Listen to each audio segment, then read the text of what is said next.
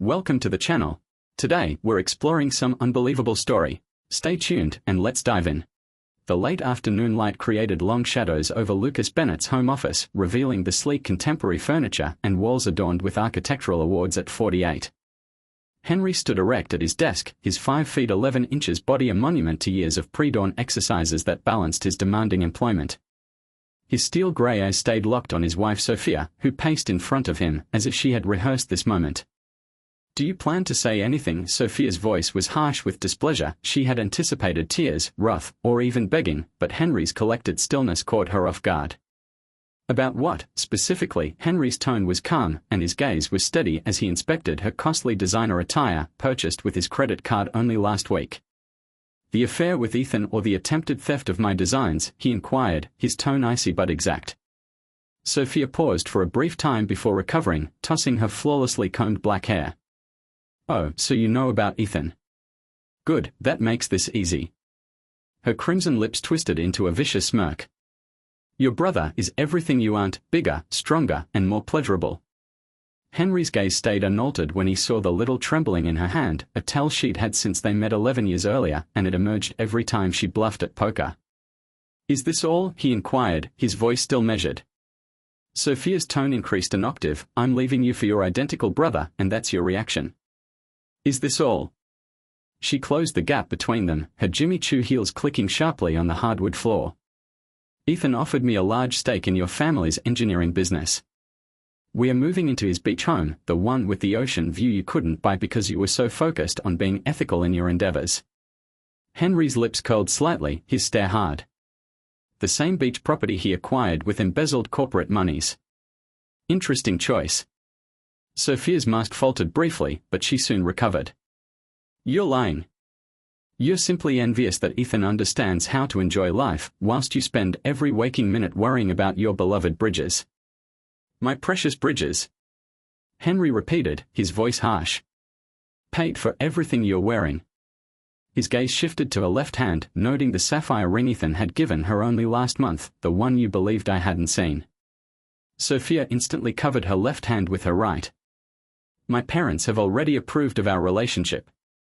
They recognize that Ethan is the son who should have been heading the firm all along. They are just too afraid to say it publicly," she said, her tone arrogant.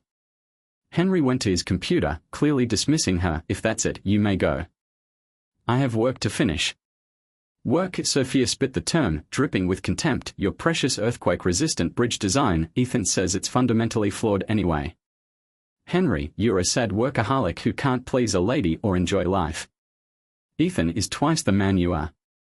"Interesting theory," Henry said, his fingers tapping over the computer as he wrote, the gentle sound of the keys highlighting his disinterest. "Close the door on your way out." Sophia paused for a minute, her carefully prepared argument unraveling in the face of Henry's calm, before spinning on her heel and storming out, slamming the door so hard that it rocked the prizes on the wall.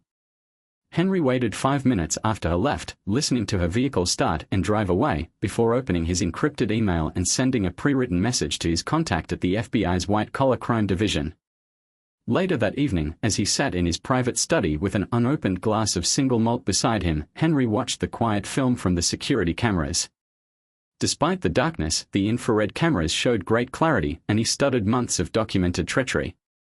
Ethan and Sophia entered Henry's home office at 3 a.m. on March 25, using a key Henry had never authorized. On April 6, Ethan photographed documents on Henry's desk while Sophia kept watch. On May 22, the footage revealed that both of them were accessing Henry's computer, with Sophia distracting him with a phone call about a supposed manufacturing crisis and Ethan installing something on the hard drive. Henry installed the security system after a series of break-ins at properties containing valuable engineering plants.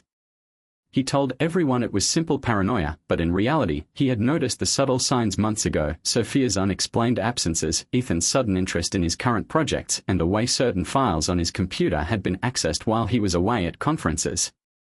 The footage confirmed every suspicion: his twin brother wasn't just sleeping with. A knock on the study door stopped Henry's watching, and he checked the security panel to see who it was: Isabel Lawson, his 19-year-old buddy and the firm's legal counsel. Her normal confident stance was lacking, and anxious energy pulsed through the camera feed. "Come in," Henry murmured, not bothering to rise as she walked in, observing how she gripped her fancy purse like a shield. "Evelyn, I need to tell you something," Evelyn murmured, her voice tense. She stood still, her knuckles wide over the bag's leather strap. "It's about Ethan," she said. "Let me save you some time," Henry answered, moving his computer so she could watch the tape. "Ethan contacted you 6 months ago about transferring my patents to a shell business he formed. You decided to assist him while knowing it was unlawful and a breach of your ethical duties as my attorney." Evelyn's face had lost its color. "How did you know?" Henry smiled coldly. "I've known for months. I just wanted to see how far you'd all go. The answer appears to be quite far away." "Evelyn, please let me explain," Evelyn started, her voice cracking. "Ethan claimed that was what your parents wanted, that they were concerned about your mental health. He had paperwork. Fake documents." Henry's voice remained calm. "Save your explanations, Evelyn. You may show yourself out and expect to hear from the Bar Association first thing tomorrow morning. You cannot do this to me." Evelyn's serenity snapped, and her voice broke. "I've been your friend for 19 years. I was at your wedding." "Yes, you were." Henry returned to his monitor, his tone unwavering, "which makes your treachery more intriguing from a legal and ethical one. I'm certain the disciplinary board will find it entertaining." He did not glance up as he stated, "Close the door on your way out." Evelyn paused for a time, her jaws working quietly, before fleeing the study. Henry waited until he heard her vehicle draw away before grabbing for his phone. A few clicks brought up an encrypted messaging app. "Everything proceeding as expected," he texted. "Initiate Phase 2 tomorrow morning." The reaction was immediate. "The FBI team is standing by. The operation commences at 0900. Henry eventually grabbed for his whiskey, taking a short drink as he thought about the following day's board meeting. His parents and Ethan would be there, surely prepared to push him into a leave of absence, unaware that they were stepping into a trap he had been preparing for years. His phone buzzed again, and it was Sophia phoning, most likely to make more theatrical statements. Henry stopped it without a second thought, knowing that everyone who had deceived him would find out who they had misjudged the next morning. For the time being, he had further surveillance video to study. Henry's parents, Robert and Margaret Bennett, sat at the head of the table with Ethan beside them, and the three of them froze when they saw him, guillotined. He arrived 15 minutes before the scheduled 9:30 a.m. board meeting, his charcoal suit impeccable and his demeanor unhurried. Robert recovered first, his professional kindness failing to conceal his unease. "We didn't anticipate you today, given the situation with Sophia. We thought you might take some time off." Henry carefully placed his bag on the table. "Before we discuss my marriage, I believe we should handle some corporate business. Specifically, improper access to my inventions, attempted patent theft, and the shell firm Ethan set up to sell my work to our rivals." Ethan sprang to his feet, his costly suit unable to conceal his delicate form. "You're lying." "Mother, father, he's definitely having a breakdown. This is precisely what I warned you about." "Interesting answer," Henry stated quietly, pulling a large folder from his bag. Usually, innocent individuals question what proof is available rather than instantly yelling denials. "Would you like to view the proof, Ethan?" "I have quite a lot." Evelyn, seated at the table, interjected, "I'm sure this is all a mistake. Ethan has been nothing but worried about you, working such long hours and become so obsessive about security." "The FBI doesn't believe it's a misunderstanding," Henry said, checking his watch. "They are highly interested in corporate espionage cases. They should be here any minute." As if on cue, the conference room doors opened, and two guys in black suits entered, followed by a group of FBI agents in jackets, one of whom moved forward and held up a badge. "I'm Agent Turner," he told me. "We have a warrant for your arrest on charges of corporate espionage, wire fraud, and embezzlement." "This is ridiculous." Ethan moved away from the table. "Father, do something." Robert stood there, his face crimson with wrath. "Henry, stop this right now." "Hek, your brother was my brother," Henry said calmly. "Now he's just another corporate criminal set to face federal charges. I would encourage everyone to fully participate in the inquiry. Agent Nelson's team will need access to all corporate records." "You cannot do this." Ethan's voice broke as agents neared him. "Mother, tell him." Ethan begged, but Eleanor, with tears in her eyes, turned to Henry. Please, sweetie, HEK your twin. We can resolve this as a family. Family, Henry repeated, his grin chilly. Interesting word choice, given recent events. Agent Nelson, Henry replied, I think you'll find the evidence quite intriguing. The documents are in the folder on the table. Ethan was brought away in handcuffs, his protestations booming down the corridor. Robert and Eleanor sat startled silence as FBI officials started setting up equipment around them. Henry rose up, adjusting his shackles. One more thing, he said. Given the present circumstances, I've scheduled an emergency board meeting at midday. We will need to talk about the leadership change. I recommend that everyone understand the rules before then, especially the provisions pertaining to the dismissal of officials implicated in illegal activity. Henry walked out without saying anything else, leaving his parents to face the consequences of their actions. His phone buzzed again, this time from Sophia, who had most likely heard about Ethan's arrest, but Henry silenced it without looking back. By nightfall, everyone who had betrayed him would know who they had crossed. By morning, the news of Ethan Miller's arrest had quickly spread throughout Titan Engineering Corporation. Employees gathered in hushed clusters, their smartphones buzzing with updates, as FBI agents methodically worked their way through the building's top 3 floors. Samuel Porter, watching from his corner office, saw agents carrying boxes of documents past his door. Dean, 54, had spent decades managing projects for the firm, growing increasingly resentful of Lucas Bennett's. Henry's phone lighted up with an incoming call from Sophia Miller, now Sophia Bowen, who had returned to her maiden name only hours after Ethan's incarceration. Tell me you have something we can use, Sophia said, her voice tinged with desperation under her typical bravado. Dean grinned and ran his hand through his thinning hair. Better than that. I have evidence. Henry has been making crucial mistakes in his calculations, which might bring whole buildings down. Are you sure? We need something substantial. Ethan's counsel are ineffective, and his parents are completely shocked. Trust me, Dean responded, bringing up a file called mil_henry_edit.pdf from his computer. I've been tracking his blunders for months. Once the board realizes this, they will have no option but to dismiss him. I have already scheduled an emergency meeting for tomorrow morning. Perfect, Sophia replied, her grin audible. Ethan claims Henry has always been unstable, brilliant but prone to delusional illusions. Once we establish his making risky blunders, the FBI inquiry will resemble a mental breakdown. Dean said, and the board will need someone skilled to come in and restore stability. Someone like you. Sophia's tone softened.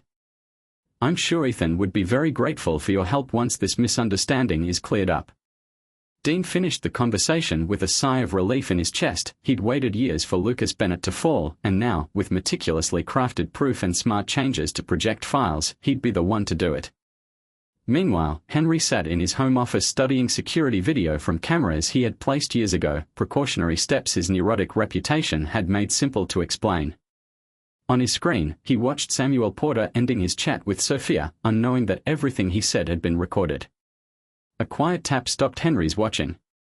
Enter, he replied, as Nina Chan, his 8-year executive assistant, walked inside, her typically professional manner laced with anxiety.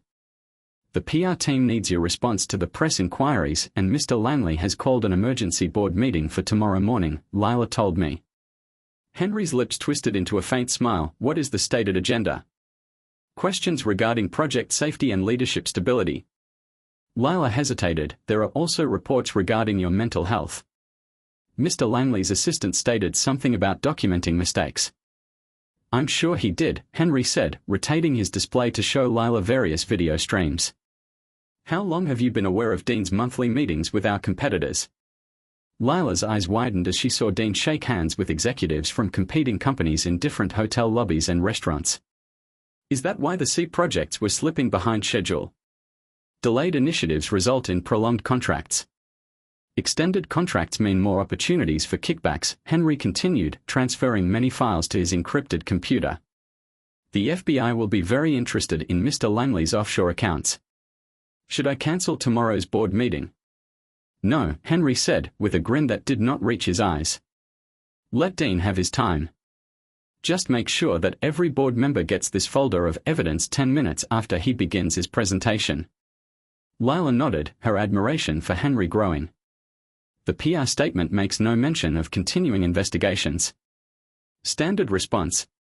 Correct, Henry answered, returning his attention to his monitors. And Lila, thank you for never accepting Ethan's bribes to spy on me. He tried 3 times.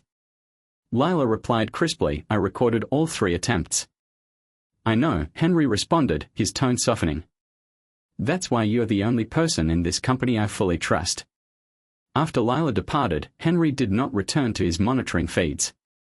Across town, Sophia was holding court at an elite restaurant, openly criticizing her soon-to-be ex-husband's mental health with anybody who might listen. He's been growing worse for years, she said plainly via the restaurant's security system, which Henry had obtained months before. Ethan tried to warn everyone, but no one listened. Look what he's done to his own brother. Henry turned the video to the county jail's visitation area, where Ethan sat in an orange jumpsuit, his typical swagger replaced with hardly containable terror. You don't understand, Ethan told their parents. I was trying to protect the company from him. He is not stable.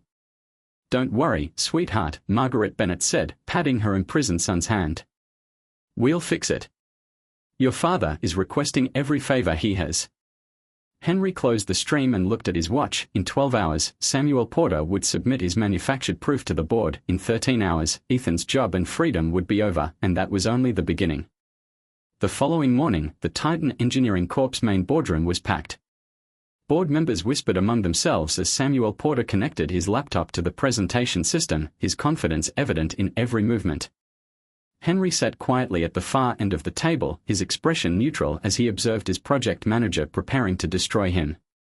Sophia had picked a seat near the front, her fancy clothes and faultless makeup contrasting sharply with her red-rimmed eyes, which had been flawlessly dry on the restaurant surveillance film from the night before.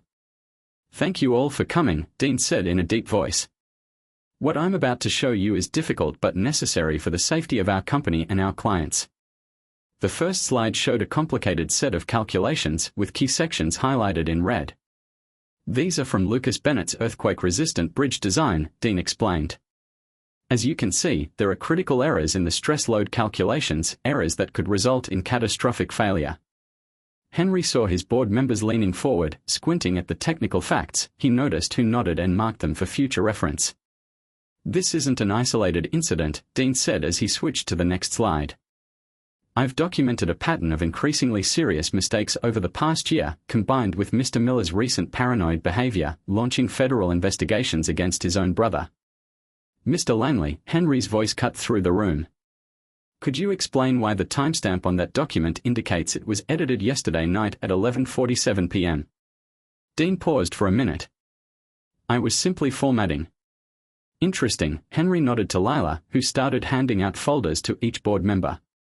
You might want to hold your questions until everyone has had a chance to review these materials. The room became quiet as board members opened their papers, and Sophia craned her neck to see what was inside, her calm crumbling as she saw expressions morph from surprise to horror to fury. Mr. Langley, the board chairman, glanced up from his folder. Would you mind explaining these bank transactions and emails arranging bribes from contractors? Dean's face became grey. This is exactly what I'm talking about, Henry said quietly. Langley's crazy charges are backed up with considerable proof. Dean's expression was one of terror as he muttered, this isn't what you think. Documentation that's already been provided to the FBI's Financial Crimes Division, said Henry. They should be arriving right about now. As if on cue, the boardroom door opened and 2 FBI agents came inside. The lead agent, Samuel Porter's greatest fear, displayed his badge. We need you to come with us. This is insane. Dean moved away from the table. Tessa, tell them. Tell them about Henry. Sophia, on the other hand, was already making her way toward the door, her veneer of concern giving way to plain panic as she realized how totally they had miscalculated Henry. Mrs. Miller, the second agent, called after her. Please stay accessible. We'll have inquiries regarding your involvement in these activities. Henry watched calmly as Dean was brought away in handcuffs, his cries booming down the hallway, just like Ethan's the day before. The board members sat astonished, still absorbing the proof of years of fraud and kickbacks. Now then, Henry rose, adjusting his tie, will we examine the true situation of our projects? I hope you'll discover that all computations are exact and supported by independent verification. The following week brought a fresh wave of chaos to Titan Engineering Corporation. Henry sat in his office reviewing reports while Lila provided updates on the fallout. Samuel Porter's arrest made headlines in the industry, and his confession implicated 3 other project managers and 2 competing firms. The FBI was expanding their investigation. My parents are still trying to arrange Ethan's release, Lila said, but there's something you should see. She gave him a tablet showing internal corporate records, which she discovered while sorting the digital archives. They shared transfer agreements made 4 years ago. Henry's face remained unaltered as he scanned the paperwork. Did they really believe I wouldn't uncover this? There's more, Lila said, pulling out more papers. I cross-checked the dates with their tax returns. The transfers were not properly reported, and I discovered evidence of other tax irregularities dating back a decade. Henry transmitted the data to a safe location, saying, "The IRS will be very interested in this information. Should I set up a meeting with your parents to discuss the transfers?" Lila inquired. "No need," Henry said, returning to his computer. "I have more pressing concerns very soon." Lila nodded, understanding the discharge, but halted before leaving. "Sophia has been trying to contact you. She claims to have fresh knowledge on Ethan's activities." "I'm sure she does," Henry said, his tone devoid of emotion. "Direct all of her calls to the FBI's tip line." After Lila departed, Henry opened his private email. Within hours, an anonymous tip describing his parents' tax fraud would reach the IRS, and by the end of the week, their carefully preserved image would begin to unravel. His phone buzzed again, this time with a text from Sophia. "Please, Henry. We need to discuss. I have some information about Ethan that you should know." Without answering, Henry placed the number to his block list. On his screen, surveillance video showed Sophia pacing in her hotel room, makeup streaked with actual tears, as if her world was falling. A gentle chime signaled an incoming email from his FBI contact, second round of arrests scheduled for tomorrow. Surveillance validates the intended locations. Continue as discussed. Henry said, proceed. He had waited years to expose his family's deceit, and now, piece by piece, every betrayal would be addressed. Later that night, Henry's home security system alerted, and the camera showed 2 figures approaching his house, Ethan, who appeared to have been released on bail, and Sophia, both moving with the clumsy urgency of desperate people. Henry watched from his study as they used Sophia's key to enter his home office, oblivious to the silent alarm that had already alerted the police or the cameras that were recording their every move. "Find the designs," as Sophia commanded, her voice tense, and her unkempt look reflected her concern. "If we can destroy the originals before the FBI processes all of the evidence." "They are not in the safe," Sophia said, hurriedly opening open drawers. "Wait here." Ethan seized the documents and began shredding them by hand in hurry. "Once these are gone, it'll be our word against his regarding the theft. We may still explain it as his psychotic collapse." The office door slammed shut with an electrical buzz, and both intruders turned around as the lights filled the room. "Police." As Ethan and Sophia were handcuffed, Henry watched through the cameras as their faces changed from shock to horror as they realized the designs they had destroyed were obvious decoys. The real plans, as well as backup copies of all the evidence against them, had been secured off-site months before. His phone rang with a call from the police sergeant. "Mr. Miller, we have captured 2 intruders. Do you want to pursue charges?" "The FBI will want to add this to their existing case," Henry said quietly. "I'll have my security footage sent over immediately." He ended the call, watching as Ethan and Sophia were led to separate police cars. Their betrayal had been complete, and now so was their downfall. Tomorrow would bring new challenges, but his parents would soon face their own reckoning. Evelyn's disbarment proceedings would begin, and the company would need restructuring after the arrests. But for now, Henry allowed himself a moment of satisfaction. In attempting to destroy him, his enemies had destroyed themselves and he. The federal courthouse loomed against the morning sky as Ethan Miller was led inside, his designer suit replaced by prison orange, his usual swagger reduced to shuffling steps and shackles. The media gathered outside, cameras flashing as reporters shouted questions about corporate espionage and embezzlement. Agent Turner stood with Henry in an observation room, watching through the one-way glass, and Ethan was seated for questioning. 3 months of investigation had uncovered far more than the initial patent theft, Nelson stated, studying his papers. Your brother has been busy. We have tracked nearly $10 million in embezzled monies. That beach house was built entirely with company funds, laundered through shell corporations. Henry watched Ethan squirm, his chains clinking on the metal table. How long? Henry inquired, his voice flat. Given the scope of the crimes, 8 years minimum, replies Nelson. The corporate espionage charges alone. Nelson looked at Henry. He's offering to testify against your parents in exchange for leniency. Of course, Henry said, his grin chilly. Always trying to save himself at someone else's expense. The interrogation room door swung open as Ethan's latest lawyer, the third since his arrest, entered, carrying a thick folder filled with plea agreements. Ethan's face brightened with desperate hope, but that hope quickly faded as the FBI's financial crimes investigators began presenting their evidence, bank records, wire transfers, emails, and security footage. The case had begun with Henry's initial evidence and expanded into something. Your brother's crying, Nelson noted. Henry moved away from the observation glass and said, send me the transcript when you're done. I have a meeting to attend. Sophia Bowen paced the marble floors of her attorney's office, her high heels clicking with every worried step. Her meticulously controlled image was revealing cracks, smudged mascara, damaged nail paint, and luxury clothing from last season. This is ridiculous, she shouted, tossing divorce papers onto the attorney's desk. He's attempting to leave me with nothing. Nothing after 11 years of marriage. Her lawyer, a fatigued lady in her 50s, sighed, Mrs. Miller. Sophia said, Miss Bowen, I've returned to my maiden name. The defense attorney extended her arms. Given the evidence of your involvement in Mr. Ethan Miller's crimes, as well as the documented infidelity, you're lucky Mr. Miller isn't pursuing criminal charges. Lucky, Sophia chuckled, her voice laced with hysteria. Ethan is going to prison, his beach house has been seized, and I'm supposed to feel lucky. You committed adultery with your husband's twin brother while assisting him in stealing intellectual property worth millions, the lawyer said firmly. The prenuptial agreement clearly states that infidelity voids all claims to marital assets. You should accept this settlement offer. Before what? Sophia moved closer, desperation seeping into her voice. I know things about Henry. Things that could injure him. Tell him I want to meet, she replied. Tell him I can help him understand why all this happened. The attorney stepped forward.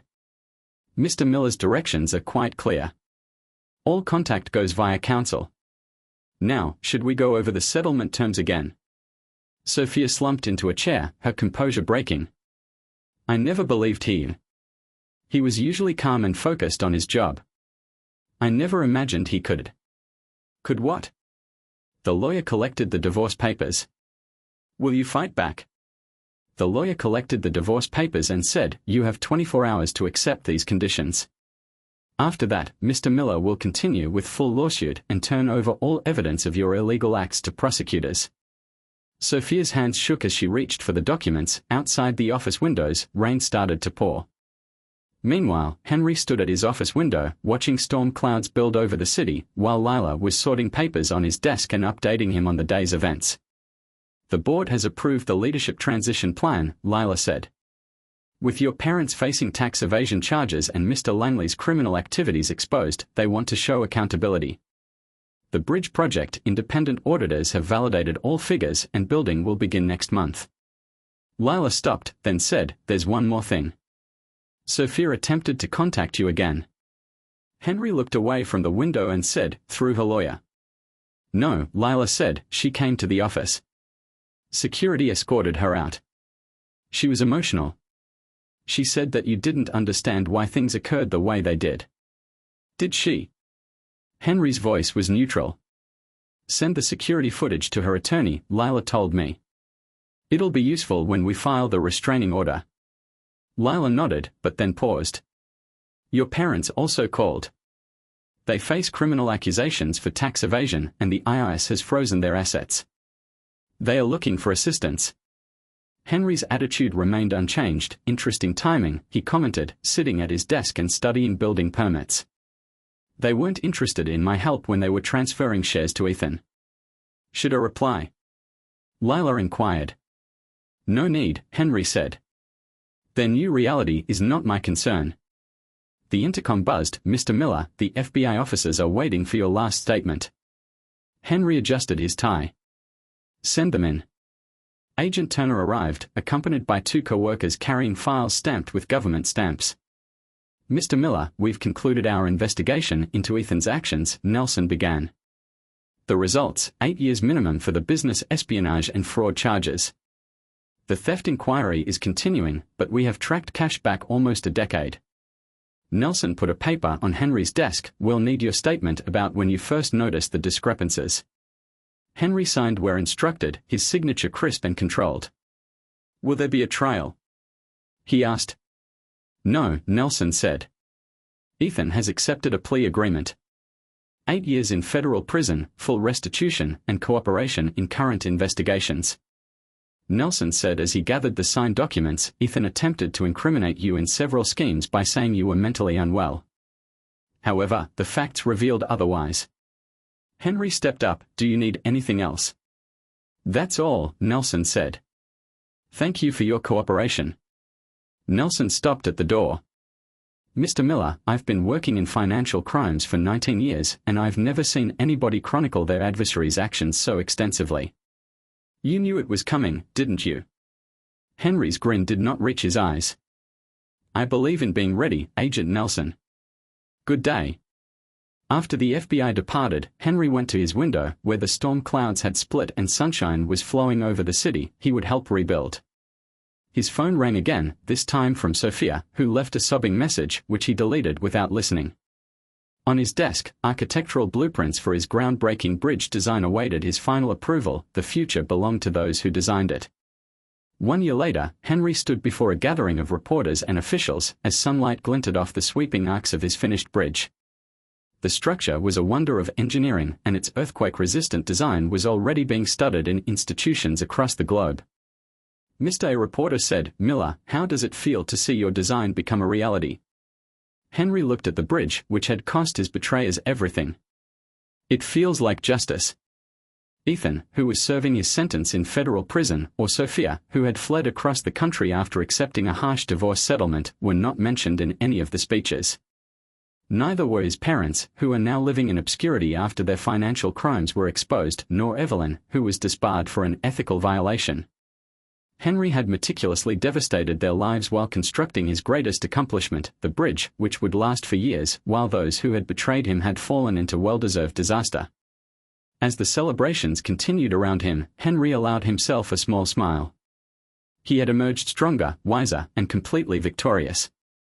His revenge, like his engineering, had been a masterwork of precision and planning. The bridge stretched before him, a monument to the cost of betrayal and the power of patience, intelligence, and carefully planned retribution. 5 years later, the story of Lucas Bennett's vengeance had become legend in engineering circles, whispered in boardrooms and discussed in ethics classes at prestigious universities, not as a warning against betrayal, but as a lesson in underestimating quiet men who kept meticulous records and planned for every contingency. Henry, now 48, stood at the floor-to-ceiling windows of his penthouse office, which occupied the entire top floor of Titan Engineering Corp's headquarters, commanding even more respect than before. Silver threaded through his temples, and victory had added a sharp edge to his success. Under his leadership, the company had tripled in size, and his revolutionary bridge design had spawned a new era of earthquake-resistant architecture. Nina Chan, now Chief Operations Officer, appeared with the morning briefing, having shown her commitment throughout the crisis and become his most trusted executive. The newest news on Ethan, she started, bringing up facts on her iPad. His third appeal was refused. He still has 4 years remaining on his sentence, assuming good behavior, which, according to his jail records, isn't occurring. Henry's image grinned slightly in the glass. Is his cellmate still providing him with frequent updates? Yes, Lila agreed. Ethan spends the majority of his days in the prison library, writing lengthy letters to industry contacts. Nobody reacts anymore. He even attempted to write a book saying he was framed, but no publisher would accept it when our legal team contacted them. Lila hesitated, and then, Sophia works as a real estate agent in Denver. Her third effort at a luxury lifestyle return failed when prospective customers saw news headlines regarding her involvement in corporate espionage. She attempted to date another rich businessman last month, but our anonymous tip about her background stopped the relationship swiftly. Lila said with apparent delight, the divorce settlement's ironclad terms prohibit her from profiting from any tell-all books or interviews. She currently lives in a one-bedroom apartment and drives a 10-year-old Ford. Henry glanced away from the window. My parents are still in that small condo in Texas. My father's efforts to advise for engineering businesses continue to fail. Apparently, no one wants tax evaders advising on their initiatives. And what about my mother? The bridge club threw her out following the third time she attempted to defend Ethan's innocence. Well, Evelyn's doing as well as could be anticipated, Lila said. She works as a paralegal in Arkansas. After being disbarred, she attempted to reapply to the bar last year, but the ethics committee received an anonymous package describing her role in the patent theft effort. The application was refused. Henry nodded, his stance indicating contentment. And the company's stocks have increased by 300% since I gained full ownership. The hard technique of earthquake-resistant design is currently taught in engineering colleges across the globe. We have secured contracts on 3 continents. An engineering publication dubbed me the most inventive structural engineer of the century. Lila examined her notes. Also, what about Ethan's beach home, which the FBI seized? We purchased it at auction for pennies on the dollar. Demolition begins next week. The area will be presented to the city as a public park named after your bridge design. Henry's grin grew significantly. The property's devastation will be documented and forwarded to Ethan's jail cell. A final small reminder of the cost of betrayal.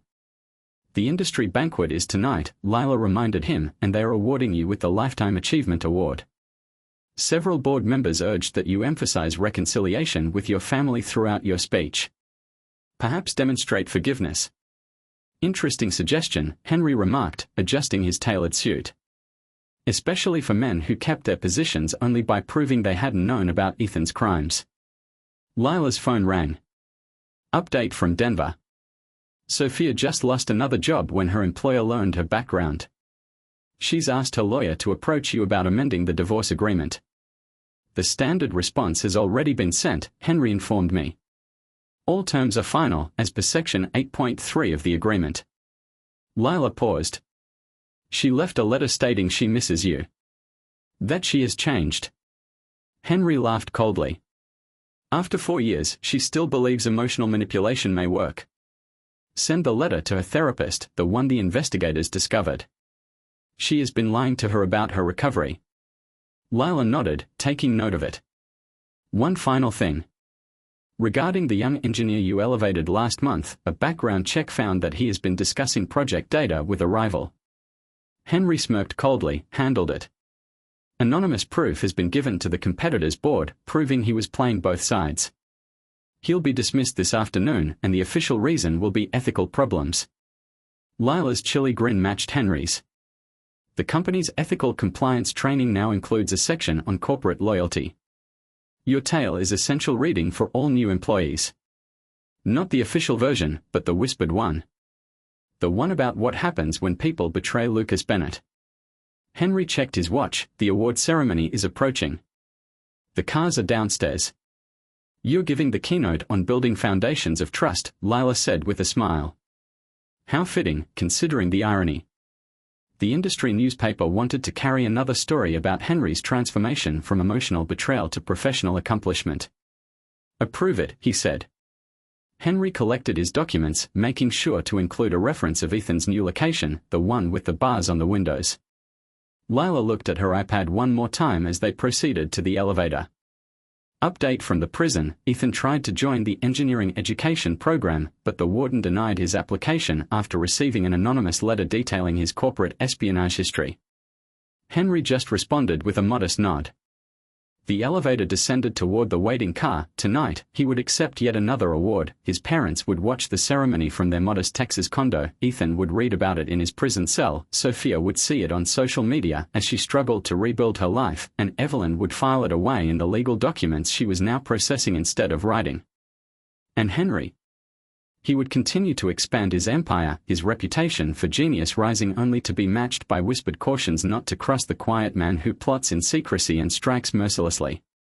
The elevator arrived at the foyer, and Henry fixed his tie, ready to receive another award, while his adversaries continued to suffer their eternal penance.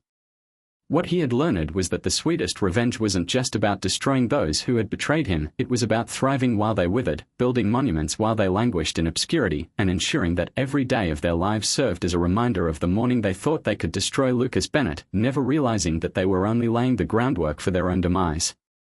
Lila held the vehicle door open for him, and Henry grinned, his face as calculating and accurate as any blueprint he'd ever drawn. The automobile moved away from the curb, propelling him to another victory. Meanwhile, in a jail cell, a modest apartment, a Texas condo, and an Arkansas law office, his betrayer faced another day of dealing with the repercussions of underestimating a quiet guy who turned vengeance into an art form. Their treason had cost them everything, his vengeance had given him the whole planet. Lucas Bennett's reputation as a brilliant engineer and visionary leader only grew stronger as the years passed. With his family's betrayal behind him, the company's fortune skyrocketed. The lessons of the past had been harsh, but the victory tasted sweeter with every success that followed. While his enemies, his parents, his twin brother, Sophia, Evelyn, and the others, languished in their downfall, Henry stood taller than ever before, basking in his great. The bridge that had once symbolized his personal heartbreak now represented his triumph. It stood as a marvel of engineering, admired by architects, engineers, and even students across the world. Universities featured it as a case study, highlighting the importance of meticulous planning, innovation, and, most importantly, trust. The project had brought him notoriety beyond his wildest expectations. It wasn't just about the technology, it was a statement, a silent declaration that the bridge was more than just a structure of steel and concrete, it was a monument to Henry's resilience. His patience had paid off, and he had waited for the perfect moment, plotting each move with the precision of an engineer constructing a perfect design. What others saw as a quiet, passive demeanor of a man too absorbed in his work was actually the calm before the storm. When he first learned of Sophia and Ethan's affair, he felt the sting of betrayal like a jagged wound. But that wound had driven him, given him the resolve to go further, to achieve more than he ever thought possible. He had worked tirelessly, not just to salvage his career, but to build a future that no one could touch. The people who had harmed him had been blinded by their arrogance, thinking they could destroy him. What they hadn't accounted for was his. Now, sitting in his penthouse office overlooking the city, Henry reflected on the events that had transpired. The storm of betrayal had passed, and the sky was clear. There was no trace left of the damage his family had attempted to inflict. His empire was intact, and its foundation was stronger than ever. He could feel the weight of their lies and deceit lifting from his shoulders. His enemies had been so consumed by their own selfishness that they failed to see the bigger picture. When the FBI agents entered the boardroom with Ethan in handcuffs, Henry was poised, in control of the situation. He had watched as Samuel Porter, the man who had spent years scheming, was led away in disgrace. The board members who had once questioned his leadership now had nothing left to say. They were faced with the truth, unavoidable, undeniable, and irrefutable. Sophia had been the first to leave, she had tried to salvage whatever she could from the wreckage of their marriage, but in the end, it had all been for naught.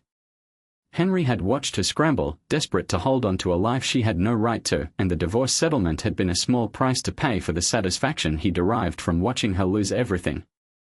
The luxury she had once craved was now out of her reach, the wealth and comfort she thought she would gain from. Ethan, the twin who had once shared everything with him, had fallen from grace.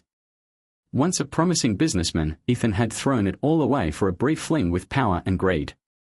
The idea that he could betray his own brother, the one person who had always been there for him, had been unfathomable. But Ethan, like his parents, had miscalculated. He had believed he could take what wasn't his without facing any consequences. He was wrong. Her betrayal had been swift and personal, yet it had taken less than a year for Henry to expose her involvement in the scheme to steal his patents. The disbarment proceedings had been unavoidable, and now Evelyn had to live with the consequences of her own greed. Her career, reputation, everything she had worked for, was now in tatters, and Henry had allowed her no chance of redemption. Thank you for watching. If you were deceived, would you seek vengeance or move on? Tell us in the comments.